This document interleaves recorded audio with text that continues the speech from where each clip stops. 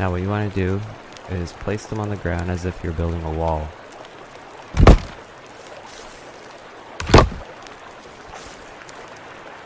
Take out your sticks out of your inventory, and you'll see the arrow swooping up. Put a stick under that, stick under that,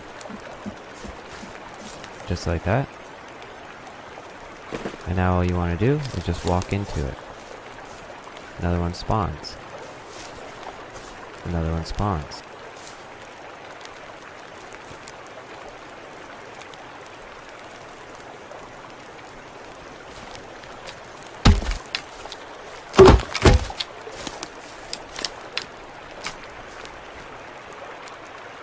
Just like that.